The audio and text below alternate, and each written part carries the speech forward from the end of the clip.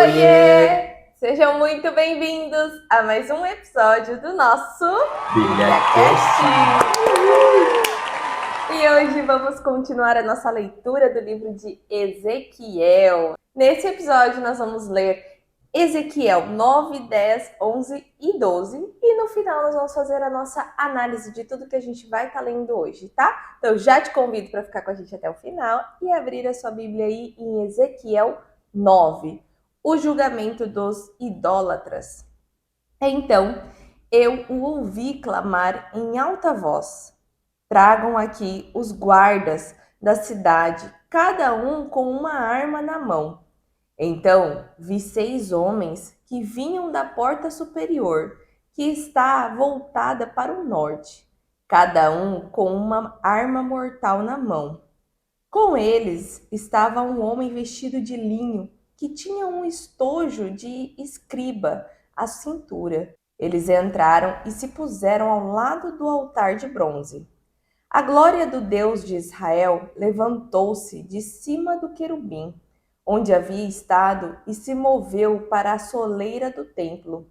Então o Senhor chamou o homem vestido de linho, que tinha o estojo de escriba à cintura, e lhe disse: percorra a cidade de Jerusalém e ponha um sinal na testa daqueles que choram e se lamentam por causa de todas as práticas detestáveis que ocorrem nela.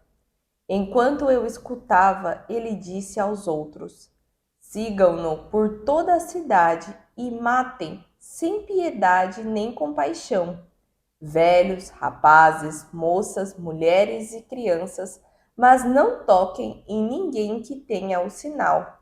Comecem pelo meu santuário. Então começaram pelas autoridades que estavam na frente do templo. Ele lhes disse: contaminem o templo e encham de mortos os pátios. Podem ir. Eles saíram e começaram a matança na cidade toda. Enquanto isso, fiquei sozinho. Então prostrei-me com o rosto em terra, clamando: ah, soberano Senhor, vais destruir todo o remanescente de Israel, lançando a tua ira sobre Jerusalém? Ele me respondeu: a iniquidade do povo de Israel e de Judá é enorme. A terra está cheia de sangue derramado e a cidade cheia de injustiça. Eles dizem: o Senhor abandonou o país, o Senhor não nos vê. Então eu, da minha parte, não olharei para eles com piedade, nem os pouparei, mas farei cair sobre a cabeça deles o que têm feito. Então o homem vestido de linho, com o estojo de escriba à cintura, voltou trazendo um relatório e disse: fiz conforme o que me ordenaste. Ezequiel 10. A glória de Deus afasta-se do templo. Olhei e vi algo semelhante a um trono de safira sobre a abóbada, que estava por cima das cabeças dos querubins. O Senhor disse ao homem vestido de linho: vá entre as rodas por baixo dos querubins. Encha as mãos com brasas ardentes apanhadas de entre os querubins e espalhe-as sobre a cidade. E, enquanto eu observava, ele foi. Ora, os querubins estavam no lado sul do templo quando o homem entrou, e uma nuvem encheu o pátio interno. Então a glória do Senhor levantou-se de cima dos querubins e moveu-se para a entrada do templo. A nuvem encheu o templo, e o pátio foi tomado pelo resplendor da glória do Senhor. O som das asas dos querubins podia ser ouvido até no pátio externo, como a voz do Deus Todo-Poderoso quando ele fala. Quando o Senhor ordenou ao homem vestido de linho: apanhe fogo do meio das rodas, do meio dos querubins, o homem foi e colocou-se ao lado de uma roda. No meio do fogo que estava entre os querubins, um deles estendeu a mão, apanhou algumas brasas e as colocou nas mãos do homem vestido de linho, que as recebeu e saiu. Debaixo das asas dos querubins podia-se ver o que se parecia com mãos humanas. Olhei e vi ao lado dos querubins 4 rodas, uma ao lado de cada um dos querubins. As rodas reluziam como berilo. Quanto à sua aparência, eram iguais, e cada uma parecia estar entrosada na outra. Enquanto se moviam, elas iam em qualquer uma das 4 direções que tomavam os querubins. As rodas não se viravam enquanto os querubins se moviam. Eles seguiam qualquer direção à sua frente sem se virar. Seus corpos, inclusive as costas, as mãos e as asas, estavam completamente cheios de olhos, como as suas 4 rodas. Quanto às rodas, ouvi que as chamavam giratórias.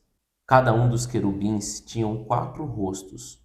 Um rosto era o de um querubim, o segundo de um homem, o terceiro de um leão e o quarto de uma águia.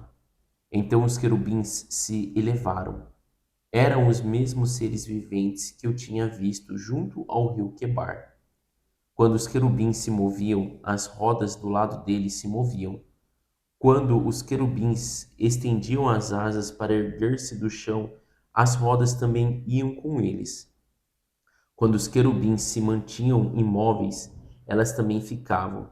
E quando os querubins se levantavam, elas se levantavam com eles, porque o espírito dos seres viventes estava nelas. E a glória do Senhor afastou-se da entrada do templo e parou sobre os querubins.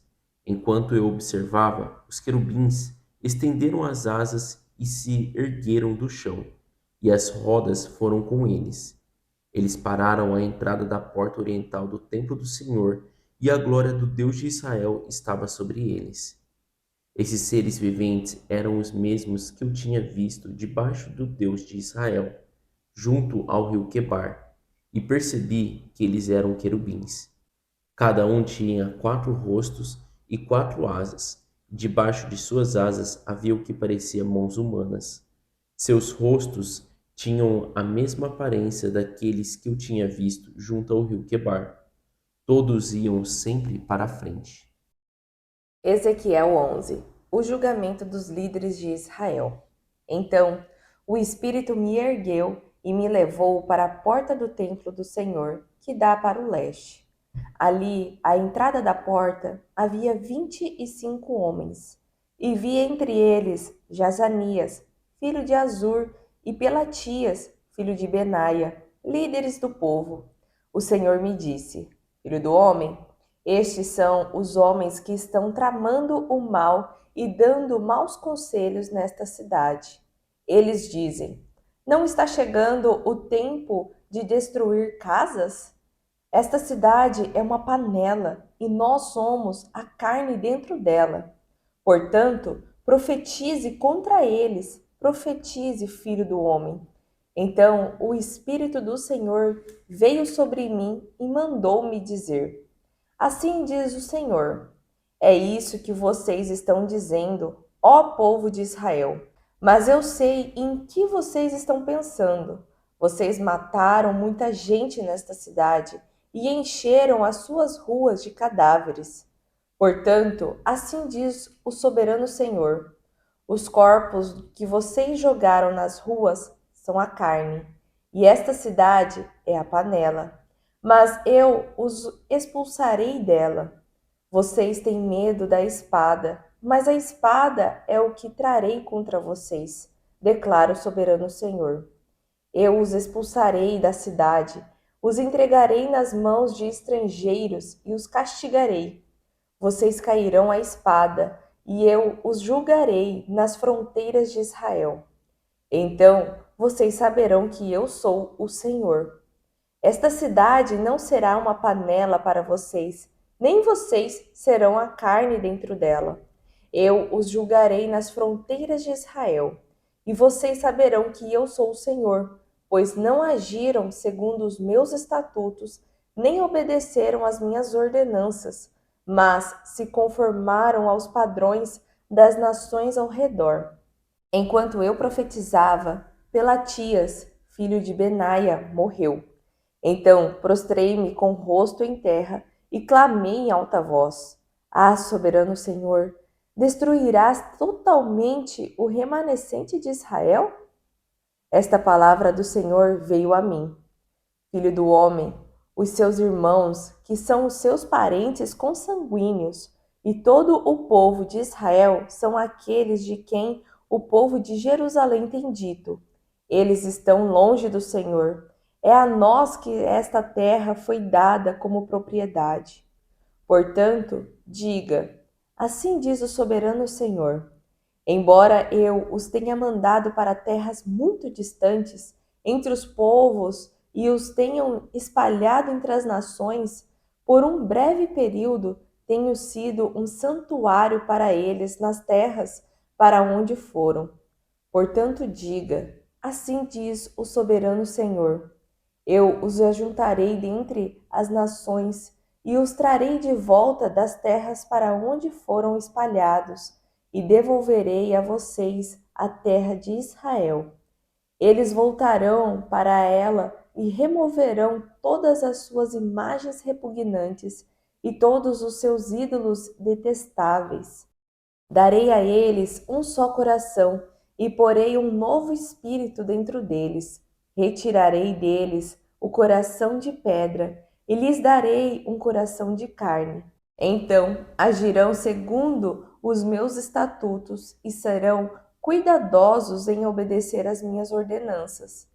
Eles serão o meu povo e eu serei o seu Deus. Mas quanto àqueles cujo coração está afeiçoado às suas imagens repugnantes e aos seus ídolos detestáveis, farei cair sobre a cabeça deles o que têm feito, declara o soberano Senhor. Então os querubins, com as rodas ao lado, estenderam as asas, e a glória do Deus de Israel estava sobre eles. A glória do Senhor se levantou do meio da cidade e parou sobre o monte que fica a leste dela. O Espírito de Deus ergueu-me e, em visão, levou-me aos que estavam exilados na Babilônia. Findou-se então a visão que eu havia tido e contei aos exilados tudo o que o Senhor me havia mostrado. Ezequiel 12. O exílio simbolizado. Veio a mim esta palavra do Senhor: Filho do homem, você vive no meio de uma nação rebelde. Eles têm olhos para ver, mas não veem, e ouvidos para ouvir, mas não ouvem, pois são uma nação rebelde. Portanto, filho do homem, arrume sua bagagem para o exílio, e durante o dia, à vista de todos, parta e vá para outro lugar. Talvez eles compreendam, embora seja uma nação rebelde. Durante o dia, sem fugir aos olhares do povo, leve para fora os seus pertences arrumados para o exílio. À tarde, saia como aqueles que vão para o exílio, e que os outros o vejam fazer isso. Enquanto eles o observam, faça um buraco no muro e passe a sua bagagem através dele. Ponha-a nos ombros enquanto o povo estiver observando e carregue-a ao entardecer. Cubra o rosto para que você não possa ver nada do país, pois eu fiz de você um sinal para a nação de Israel. Então eu fiz o que me foi ordenado. Durante o dia levei para fora as minhas coisas, arrumadas para o exílio. Depois, à tarde, fiz com as mãos um buraco no muro. Ao entardecer, saí com a minha bagagem carregando-a nos ombros à vista de todos. De manhã recebi esta palavra do Senhor: Filho do homem, acaso aquela nação rebelde de Israel não lhe perguntou: o que você está fazendo? Diga-lhes: assim diz o soberano, o Senhor. Esta advertência diz respeito ao príncipe de Jerusalém e a toda a nação de Israel que está ali. Diga-lhes: eu sou um sinal para vocês. Como eu fiz, assim lhes será feito. Eles irão para o exílio como prisioneiros. O príncipe deles porá a sua bagagem nos ombros ao entardecer e sairá por um buraco que será escavado no muro para ele passar. Ele cobrirá o rosto para que não possa ver nada do país. Estenderei a minha rede para ele, e ele será apanhado em um laço. Eu o trarei para a Babilônia, terra dos caldeus, mas ele não a verá, e ali morrerá. Espalharei aos ventos todos os que estão ao seu redor, seus oficiais e todas as suas tropas, e eu os perseguirei com a espada em punho. Eles saberão que eu sou o Senhor quando eu os dispersar entre as nações e os espalhar pelas terras. Mas pouparei uns poucos deles da espada, da fome e da peste, para que nas nações aonde forem contem todas as suas práticas repugnantes. Então saberão que eu sou o Senhor. Esta palavra do Senhor veio a mim, filho do homem. Trema enquanto come a sua comida, e fique arrepiado de medo enquanto bebe a sua água. Diga ao povo do país: assim diz o Senhor, o soberano, acerca daqueles que vivem em Jerusalém e em Israel. Eles comerão sua comida com ansiedade e beberão sua água desesperados, pois tudo o que existe em sua terra dela será arrancado por causa da violência de todos os que ali vivem. As cidades habitadas serão arrasadas e a terra ficará abandonada. Então vocês saberão que eu sou o Senhor. O Senhor me falou: filho do homem, que provérbio é este que vocês têm em Israel? Os dias passam e todas as visões dão em nada? Diga-lhes, pois, assim diz o soberano Senhor: darei fim a esse provérbio, e não será mais citado em Israel. Diga-lhes: estão chegando os dias em que toda visão se cumprirá, pois não haverá mais visões falsas ou adivinhações bajuladoras entre o povo de Israel. Mas eu, o Senhor, falarei o que eu quiser, e isso se cumprirá sem demora. Pois em seus dias, ó nação rebelde, cumprirei tudo o que eu disser. Palavra do soberano, o Senhor. Veio a mim esta palavra do Senhor. Filho do homem, a nação de Israel está dizendo: a visão que ele vê é para daqui a muitos anos, e ele profetiza sobre o futuro distante. Pois diga a eles: assim diz o soberano, o Senhor: nenhuma de minhas palavras sofrerá mais demora. Tudo o que eu disser se cumprirá. Palavra do soberano, o Senhor. E assim nós finalizamos a nossa leitura de hoje. E começando aqui a comentar, né, sobre o capítulo 9 que a gente leu, fala sobre o julgamento dos idólatras, né?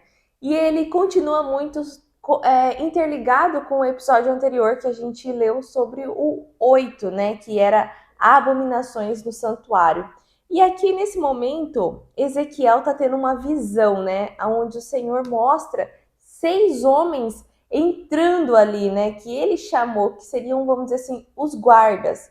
Aqui não dá para entender ainda, mas são como se fossem anjos, né? São 6 anjos ali que eram guardas do Senhor, né? Entrando e o Senhor dando um comando para eles, né? E dentro desses 6 havia um homem de linho, né? Vestido de linho, com na cintura um estojo de escriba, e ele deu uma ordenança para eles, né? Para o de linho passar pela rua e ver quem estava realmente se lamentando pelas práticas detestáveis, né? Então não era para ver assim quem estava chorando pela situação em si. Nossa, a gente está triste porque Deus abandonou. Não, mas sim pelo tudo que eles já estavam reconhecendo que aquela nação estava fazendo, né? Então, Ezequiel, gente, a gente tem que lembrar, ele está na Babilônia e essa visão é sobre Jerusalém. E nesse momento, Jerusalém ainda não foi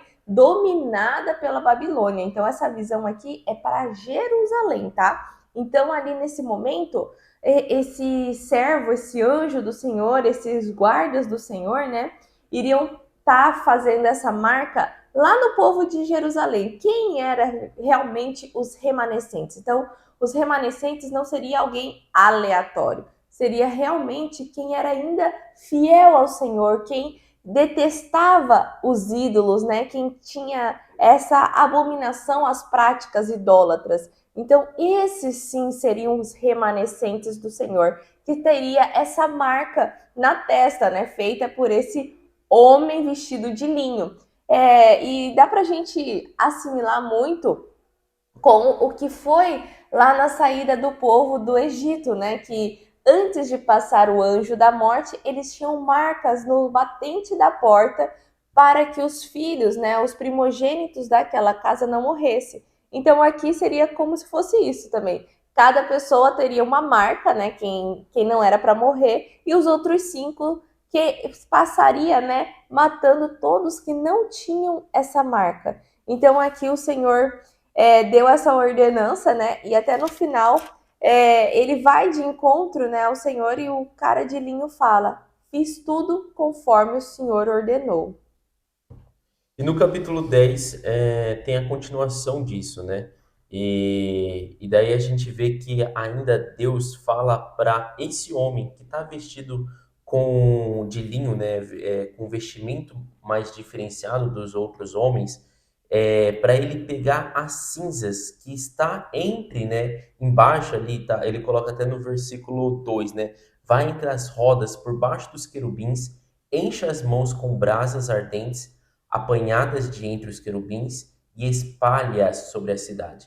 A gente já viu outras passagens bíblicas falando sobre você jogar cinzas, né, sobre algum lugar. Ele era como um juízo. Então, até quando alguém morria, né, que a pessoa jogava cinzas sobre a cabeça, era uma forma de lamento, tristeza, mas também assim, algo foi julgado. Ou até quando a gente vê o rei lá de Judá, que ele manda destruir lá e queimar os ossos e jogar cinzas sobre os altares lá idólatras, sobre os lugares que eram idólatras.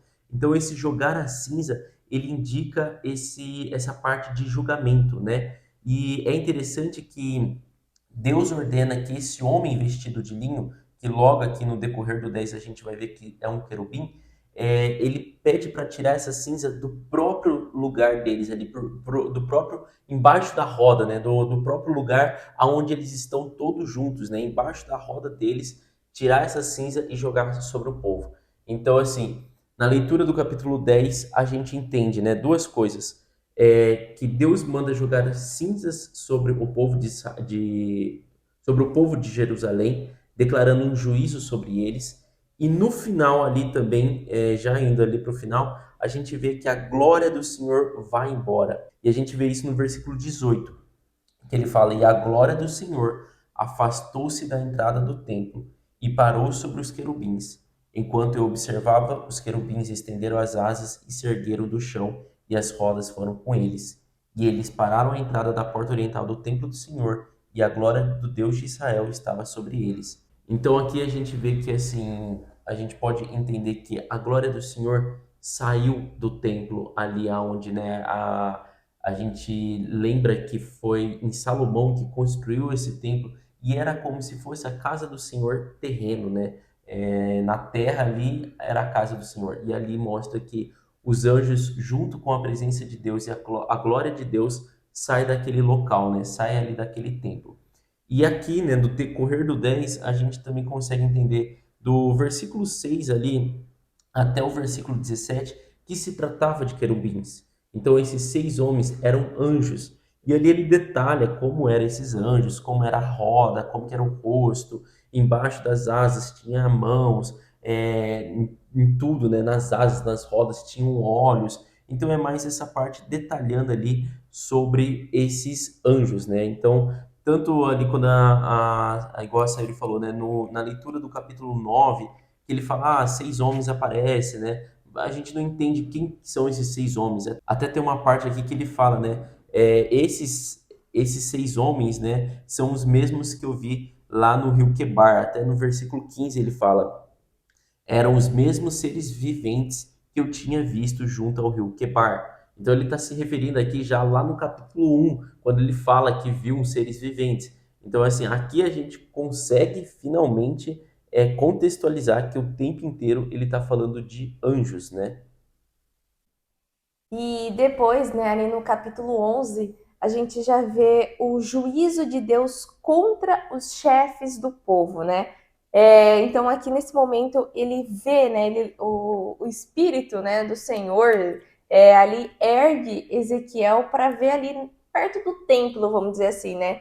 E ele avista 25 homens. O que seriam esses 25 homens? Seria como se fosse as lideranças, as pessoas mais importantes ali de Jerusalém. Seria, vamos dizer, até os sacerdotes, os governadores, pessoas de alto escalão da cidade.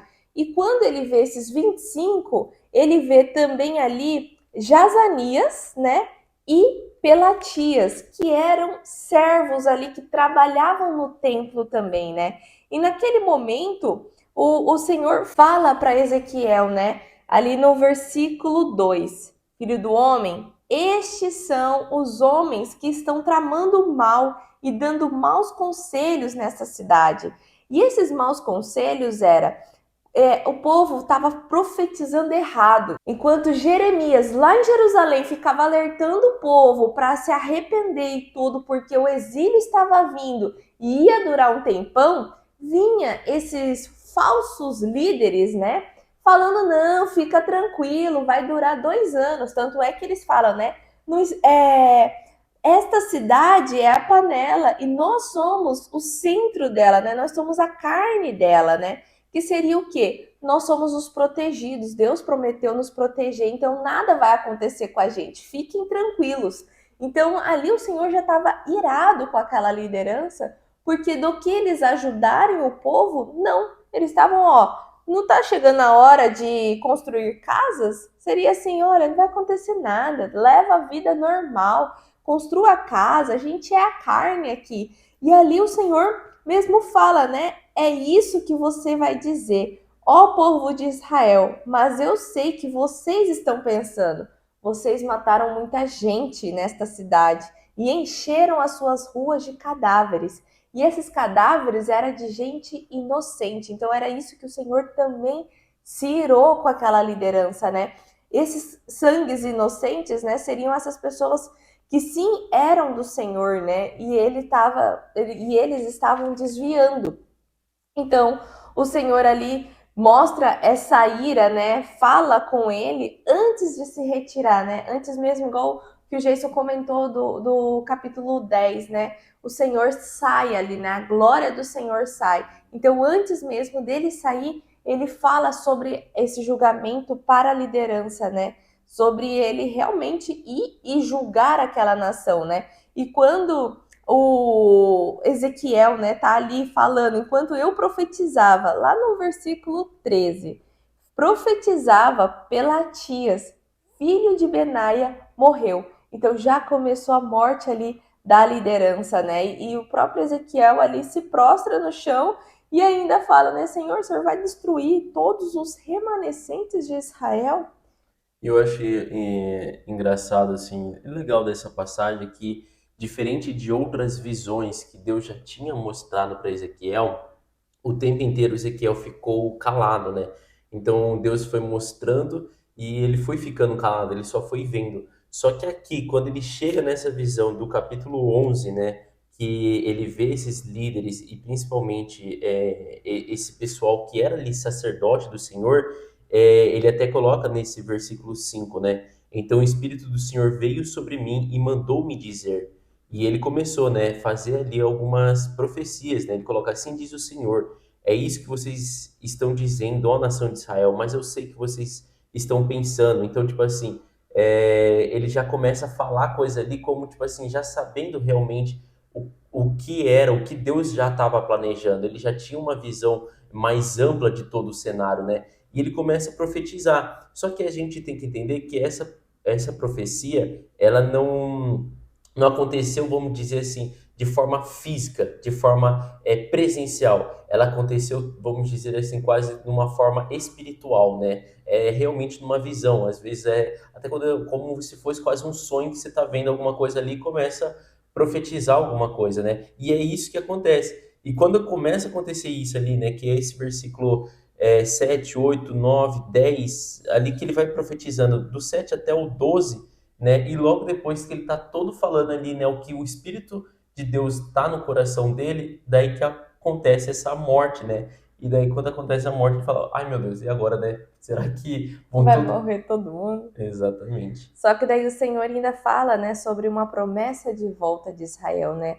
Então aqui, a partir do 14, começa a mostrar a Ezequiel que eu não vou destruir todo mundo, só que os seus parentes consanguíneos é todo o povo de Israel que foi para distante, né? Lembra que o Senhor, no momento que estava acontecendo isso, a gente viu lá em Jeremias, ele espalhou um pouco da nação, que seria esses remanescentes. E depois, lá quando entra um outro governador ali, né, colocado pela Babilônia, lá em Jerusalém, em Judá, ele começa a trazer de volta. Então aqui ele já está mostrando isso também para Ezequiel, que ele vai trazer de volta essas nações. Então fica tranquilo. Esses que estão morrendo, vamos dizer assim, tem que morrer, porque eles estavam desviando, eles já não me adoravam, eles já fazem práticas detestáveis, né? Mas quem é realmente os seus parentes ali, quem me adora de verdade, eu espalhei, mas eu já estou trazendo eles de volta, né? Então seria um tranquilizar ali para Ezequiel também, né? E até fala, né, que eles serão o meu povo e eu serei o seu Deus, ali no versículo 20, né? E quando eles voltarem, eles mesmos, né, vão limpar, vão remover, né, ali no versículo 18. Eles voltarão para ela e removerão todas as suas imagens repugnantes e todos os seus ídolos detestáveis. Então ali está mostrando realmente como vai ser esse povo, né? E que o Senhor, lá no versículo 19, dará a eles um só coração e porá, né, um novo espírito dentro deles. Retirarei deles o coração de pedra e lhes darei um coração de carne. Então seria essa restauração do Senhor ali com aquela nação, né, com aquele povo, aqueles remanescentes.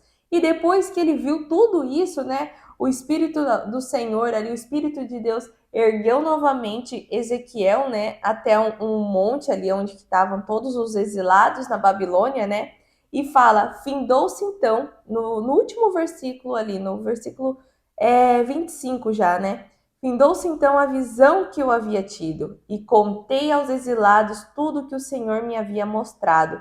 Por que contei aos exilados? Porque ali, naquele momento da Babilônia também, né? Lembrando, Ezequiel estava na Babilônia.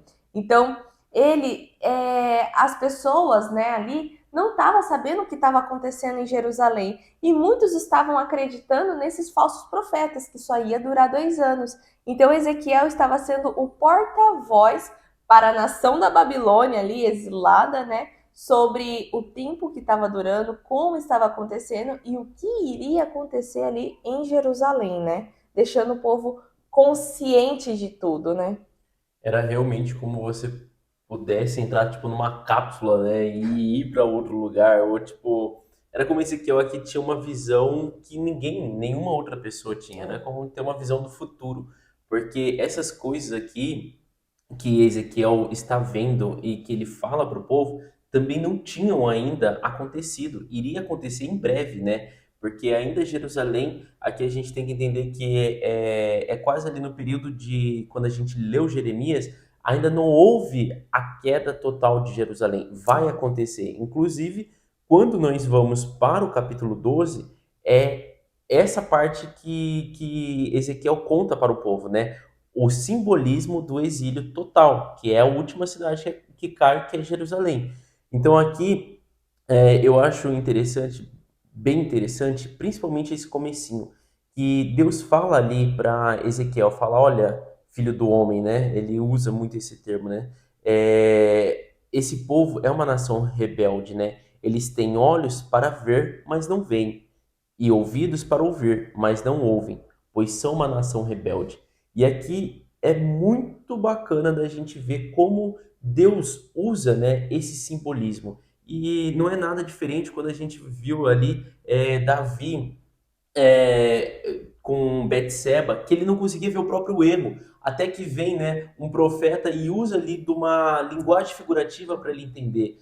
Não é diferente quando a gente vê Jesus Cristo no Novo Testamento falando com os gentios e ele não fala da palavra, ele usa também formas, né, linguagem figurativa. Então, assim, muitas vezes, né, uma pessoa que ela tem olhos, mas não vê, tem ouvidos, não, mas não ouve, a gente tem que usar de outra estratégia, né, para alcançar aquela pessoa. E aqui é o que Deus faz, ele usa uma estratégia figurativa, né, é um simbolismo que Ezequiel tem que fazer. Então Deus fala: olha, Ezequiel, você vai pegar suas coisas, arrumar numa mala, fazer um buraco no muro. Provavelmente esse muro, né, os teólogos entendem que era o muro da casa de Ezequiel. Aonde Ezequiel, a casinha que Ezequiel tinha lá na Babilônia, era esse muro que ele tinha que fazer um buraco, fazer com a própria mão e passar pelo muro com o rosto tampado. Então, por que isso? Porque ia despertar uma curiosidade no povo. Tipo assim, o que esse doido aí, né, tá fazendo, né? Arrumando a mala dele, fazendo um muro na própria casa, um buraco no muro da casa dele, porque que não saiu pela porta da frente da casa dele, né? O que ele está fazendo? Então tudo isso era para despertar o povo, gerar uma curiosidade, né, neles, para o povo querer perguntar: o que você está fazendo? Então, tipo assim, eu acho isso aqui super interessante, né? É tipo como Deus falasse assim: olha, Ezequiel, não adianta falar, porque o povo não está entendendo, o ouvido deles estão tampados. A partir do momento, talvez, que eles gerem uma curiosidade, que eles falam assim: como assim? O que você está fazendo? Aí talvez o coração deles são quebrantado para ouvir o que você tem para falar, né? Porque se você chegar e falar, e muitas pessoas são assim, isso eu acho super interessante. Se você chegar e falar: olha, a palavra de Deus diz isso, isso, isso, o coração da pessoa está fechado, ela vai, tipo, ignorar totalmente você. Mas se você usar de uma estratégia, né, que Deus revelar para você, e você falar às vezes por uma parábola, por uma figura de linguagem, Ou por até contando testemunho, né? exatamente, ou através ali do seu testemunho que você fala: olha, eu odiava tal coisa, eu era assim, assim, assim. Então, às vezes é dessa forma, né, que as pessoas escutam muito mais sobre a palavra de Deus e o mover de Deus do que você chegar e falar: ó, vamos abrir aí em Salmos tal, tal, tal, porque Deus diz isso, isso, isso. Então, é uma parte assim que eu acho muito interessante, o jeito como Deus age, né? Então aqui a gente vê que Ezequiel fez tudo ali conforme Deus orientou, e ele falou: olha, quando o povo vir perguntar para você o que é isso, fale, né? Assim acontecerá com o povo de Jerusalém e assim acontecerá com o rei de Jerusalém. Ele vai fugir pelo muro, né? Será ali, ele sairá fugindo, arrumará as malas dele e sairá com um pequeno exército ali pelo muro da cidade tentando fugir, mas a minha mão, né, estenderá sobre ele e ele será exilado e voltará, será exilado e irá para a Babilônia. E aqui é uma parte muito interessante que ele fala: mas ele não verá, né? Ali ele fala no versículo 13: eu o trarei para a Babilônia, terra dos caldeus, mas ele não a verá, e ali morrerá. Então você não entende, né? Pô, ele não verá, como assim, né? Mas a gente já leu lá em Jeremias, e já vimos também em 2 Reis, 2 Crônicas, e que Zedequias, que era o rei de Jerusalém, na época vai ter os olhos furados. Então por isso, né, que ele não vai ver, né? E ali ainda Deus continua ainda, dá mais um chacoalhão falando assim: olha, e fale para o povo que aquele provérbio que tanto está sendo falado entre vocês, né? Os dias passam e todas as visões dão em nada, né? Então Deus ainda manda mais esse recado, fala assim: olha, avisa esse povo, né? O povo de Israel ali, né? Sobre esse provérbio que eles estão tanto falando aí, pode avisar eles que E vai dar um fim. vai acontecer, né? Os dias estão chegando e tudo aquilo que eu prometi, tudo aquilo que eu falei vai acontecer, porque eu sou Deus e eles saberão que eu sou Deus. Então, assim, é legal da gente entender que aqui o local que Ezequiel estava era um período curto ainda de exílio e que ainda Jerusalém ainda não tinha sido exilado. Era como você tivesse uma esperança, entendeu? É tipo assim: não, olha, tem o resto do povo, né? Os israelitas estão lá em Jerusalém, né? E Deus vai guardar aquele povo, né? Vai ter piedade de nós e logo logo a gente vai voltar desse exílio, né? Deus vai libertar nós. Mas não era isso que Deus vinha falando, né? Deus o tempo inteiro queria ali um quebrantamento, um arrependimento do povo, e o povo não estava com esse arrependimento. O povo estava crendo em falsas profecias, achando que eles eram tipo os maiorais, né?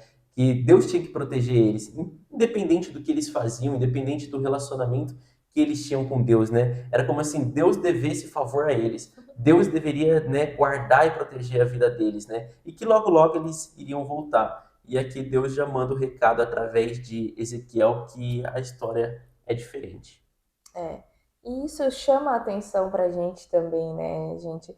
Não é que a gente não goste de profecias boas, né? Lógico, isso todo mundo ama, né? Quando quer, tem alguma profecia pra mim ou tem alguma revelação do Senhor pra mim, você só quer ouvir a parte boa, mas e quando vem a ruim? Você ignora ou você fala, ixi, isso daí não é profeta não, quando é ruim. Você precisa analisar muito, né? Ter esse espírito aquebrantado e um direcionamento do espírito também para poder receber as revelações, né? E ter esse discernimento e entendimento que quando tiver ruim mesmo, é você pedir direcionamento para o Senhor de tipo, o que eu preciso estar melhorando? Como eu posso melhorar para lhe agradar, né? E não ficar buscando, quem vai ter uma profecia melhor para você? Ou, o que vai falar de melhor para você? Não, ele falou essa parte aqui eu ignoro. É preciso que a gente também vigie nós também, né? Sobre achar que caminhar com o Senhor é um mar de rosas. Essas profecias, esses provérbios, esses falsos jargões, né? Nossa, quando você caminha com o Senhor, tudo fica mais fácil. Não é assim, gente. Então, existe o quê? Que ele vai estar sempre com você lhe ajudando, mas não que ele vai estar, nossa, deixando Tirando tudo todos os mil problemas. maravilhas, né? Nossa, agora eu sou igual aquela pessoa que caminha, tá pulando buraco, tá voando. Não é isso. Mas ele vai estar junto com você, te ajudando nos desafios. Vai ter sim desafios, muito, porque eles são o que vai fazer você crescer, né? Porque senão vai ser uma vida pacata. Imagina, o que você vai contar? Qual é o crescimento que você vai ter numa vida zero defeitos, zero desafios? Não tem nada, né? Então, é isso que a gente tem para compartilhar com vocês. Amanhã a gente tem mais, né, sobre Ezequiel. Nós vamos ler Ezequiel de 13 a 16. Então já te convido para você curtir esse vídeo, se inscrever no nosso canal e ativar o seu sininho para estar conosco amanhã no próximo episódio, tá bom? Beijo e tchau! Tchau! Oiê! Parabéns! Você concluiu mais um episódio do nosso Bíblia Cast. Aqui do lado eu já deixei o quê? Nosso canal para você estar se inscrevendo e aqui abaixo o sininho para você já deixar ativado e ser notificado sempre quando a gente lançar o próximo episódio. E o próximo episódio já está aqui também para você estar assistindo e crescendo cada vez mais espiritualmente, viu? Então vai lá, já clica aqui e já assista o próximo episódio. Nos vemos! Tchau!